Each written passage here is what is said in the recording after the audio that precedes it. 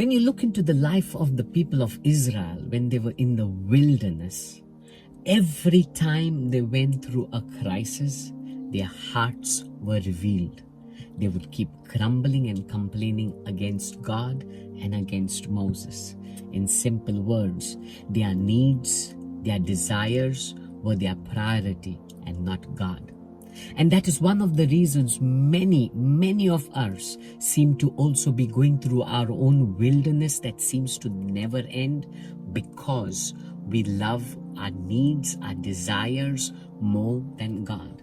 When we begin to put God above our needs and desires, we begin to see God move in a very powerful way in our lives.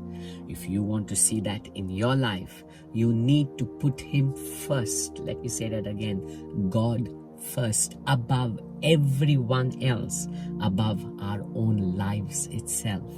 That's what it says in Luke chapter 14, verse 26. It says, if anyone comes to me and does not hate his own father and mother and wife and children and brothers and sisters, yes, and even his own life, he cannot be my disciple. That means you cannot be a student, a learner of Jesus. You cannot connect to Him, be affiliated with Him, joined to Him if you give Him second place.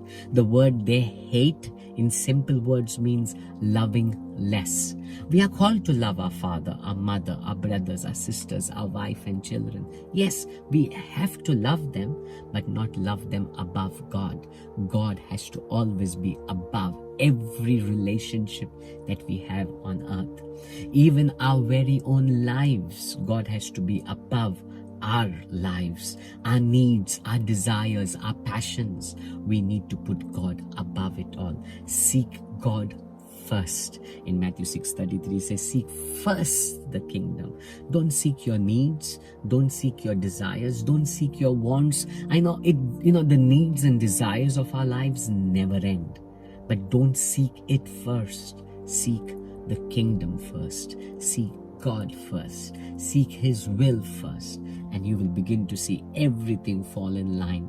Remember, the people of Israel, those who kept grumbling and complaining and kept speaking about Egypt, how they had a better life there, what we see is they kept living in the wilderness. It was a cycle or a circle that never ended. In fact, that generation, that complaining and grumbling generation that loved God less, they perished in the wilderness. They could not or did not experience that fullness of life that God wanted them to have.